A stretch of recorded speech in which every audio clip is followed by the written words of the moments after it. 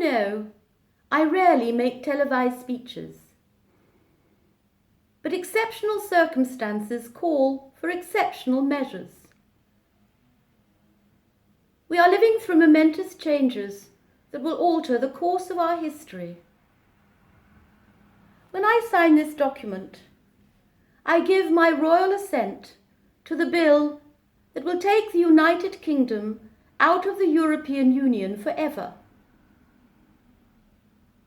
As you may know or not know, I have the veto. For those of you unfamiliar with the term, it means I can, well, stop it. I have never used the veto. The reason I have had such a long reign is that I have always followed the will of the British Parliament, which of course reflects the will of the British people. So, on this historic occasion, I shall sign. Or shall I? Does this represent the will of the British people, or of barely more than half of them? And of the half that voted to leave, did they really know that this meant leaving the single market, the biggest trading market in the world?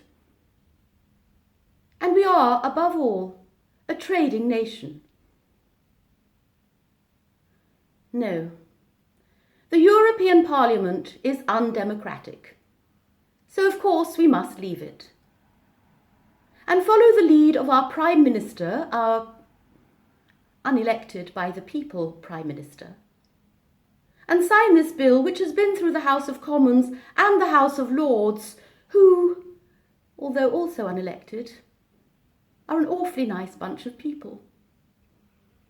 No, we must leave the undemocratic European Union. And of course, it opens up huge new trade links with such great democracies as China and Saudi Arabia. And then there's Mr. Trump, who, because we're not Mexican or Muslim, says we can go to the front of the queue. Maybe. And if there are a few ethical issues to iron out, like misogyny and the environment and bigotry, well, I'm sure in time we will get those sorted. And if it takes a little while, so be it. We, the British, are the best in the world at queuing. So I shall sign in the name of the United Kingdom. United? What about Scotland and Northern Ireland? Scotland will hate it if I sign this. It might even leave the UK altogether. Will I have to have a visa to visit my spiritual home, Balmoral? And Philip, he looks so handsome in a kilt, although at his age it is getting a little bit draughty. No, the reason I have had such a long reign, such a very long reign, sorry Charles, mais c'est la vie, is that I have always followed the will of the British people. So come along, Scotland and Stormont, muck in as I must, and just vote British. I'm not actually 100% British myself.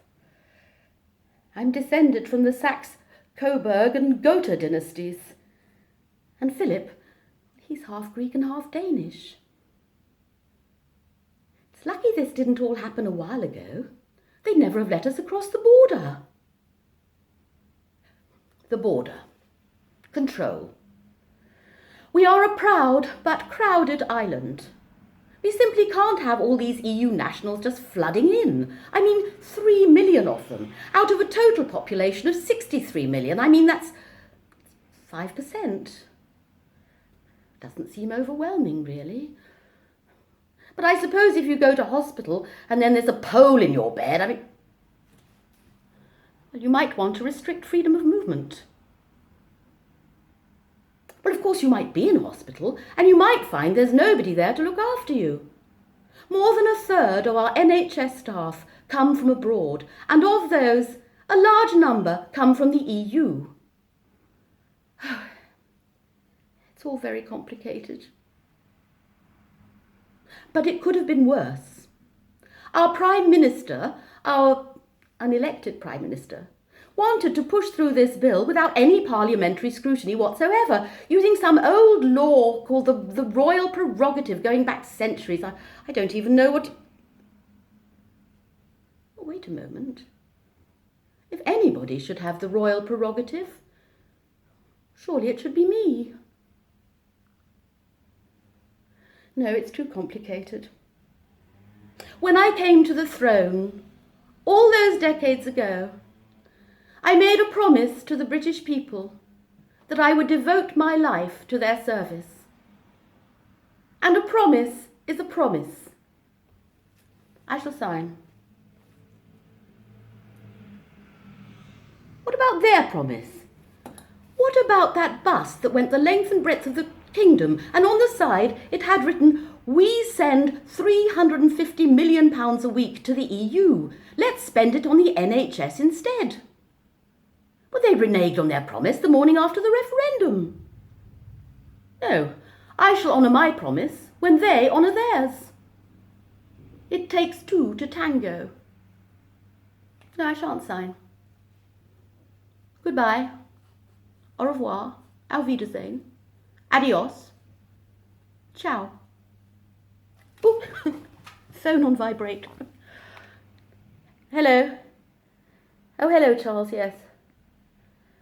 No, I've decided not to sign. Yes, I know it might be the end of me, but sometimes you just have to stick up. What do you mean you want to come over with a bottle and celebrate? Well, I don't see what there is to celebrate at all. Well, if you must. No, none of that horrible dandelion wine made in Kent. No, a nice bottle of Chateau Margaux 2005. Yes, okay. À tout à l'heure. Toodaloo.